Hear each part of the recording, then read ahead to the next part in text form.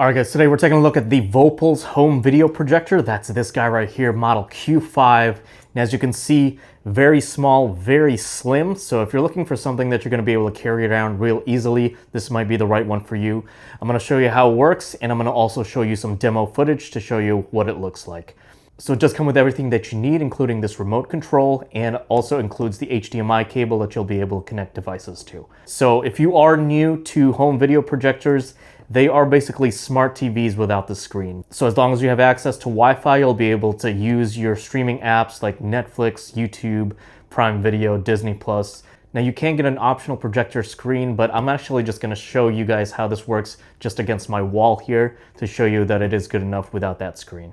All right, as far as setup and installation, there's really nothing you have to do other than mounting it on the other side of the wall or screen that you're using. So for example, in my case, I'm just gonna mount it on a wall shelf. But if you do happen to have a ceiling mount, obviously you can just place it right on top of that. But you can also mount it on, say, a camera tripod, because it does have a screw right there at the bottom to be able to screw it in like that. Now, one thing I really like about this is the fact that it is on this swivel mount, because with a lot of other projection screens, you really have to get it at the right height. But with this, using that autofocus and that auto keystone correction, it will adjust the screen accordingly and still look good even when it's angled. It does have some onboard connections here at the back, so you can connect your HDMI devices. If you're trying to view files, you can even insert a USB drive in there to view those files, and then you'll see here a headphone jack. Speaking of the headphone jack, it does actually come with speakers on the side, so you don't really need those headphones, but it does also have the ability to be able to connect headphones through Bluetooth. All right, so that's basically the physical features in a nutshell. So let's go ahead and turn this thing on, and I'll show you exactly how it works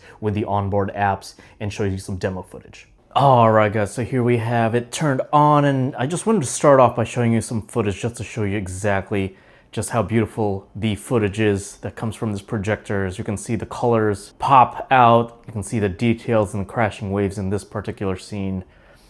And here's just another example. So right out of the box, this is just on the standard setting, and this is what you get. So definitely some awesome quality from this projector. So when you turn this thing on, it's first going to autofocus. And then once you're done autofocusing, it's gonna take you to this home screen. So as you can see at the bottom there, you'll see various streaming apps.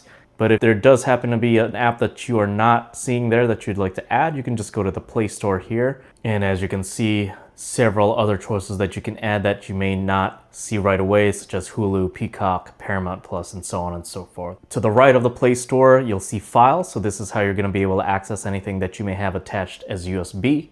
You can also TV cast whatever's on your phone. You can have it displayed right onto the projector screen.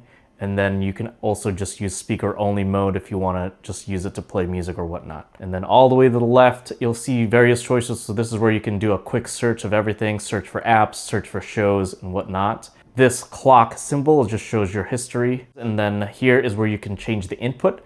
So I'll show you that in a bit here, because you can change it from HDMI to USB real easily using that. There's actually an input button on the remote control as well, so you can easily access it from there. But let's go ahead and dive into what's probably going to be the most important here, which is the settings.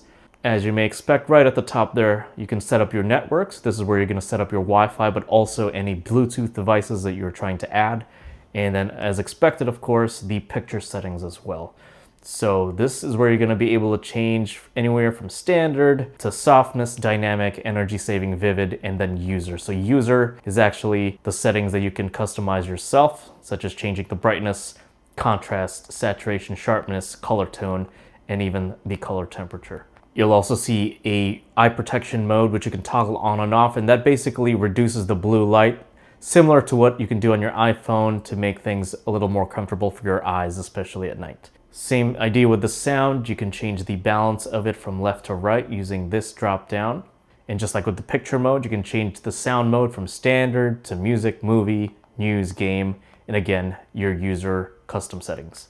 All right, so lens is going to be pretty important, because this is where you can change your autofocus and your keystone corrections. You can also change the direction of the projection. So for whatever reason, it may be upside down or facing forward and backward, you can change it so that it displays correctly using these.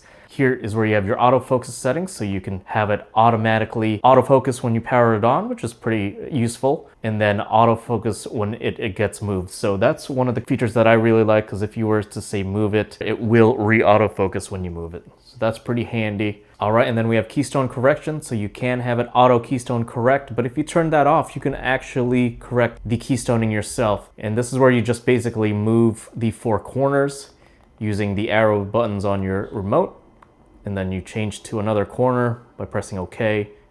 Same thing here, adjust, and so on and so forth till you have it just the way you like. When it's on auto, it can detect obstacles. So let's say if there was a lamp at the bottom edge, it'll move the screen upward so that the lamp is out of the way. And then if it recognizes a projection screen that you are using, it will fit the dimensions of the screen within that projection scene. So really cool stuff. And then of course, digital zoom. If you just want to zoom in and out, you can easily do so using this feature. You can zoom all the way down to 50% and then up to 100.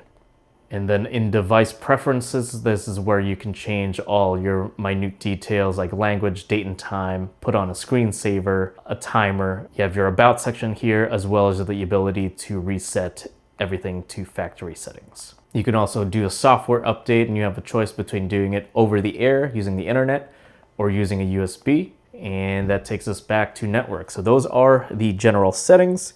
All right, and then just last but not least, I just want to show you an example of changing the input. Right now, I have it hooked up to my laptop. So here's just another example of how you can use that HDMI input. So I'm using it to be able to use the projection screen as a second monitor here for my laptop. All right, guys, I hope that helps you decide whether this is going to be right for you today. But if you're looking for something slim and compact with great quality, this might be the right one for you.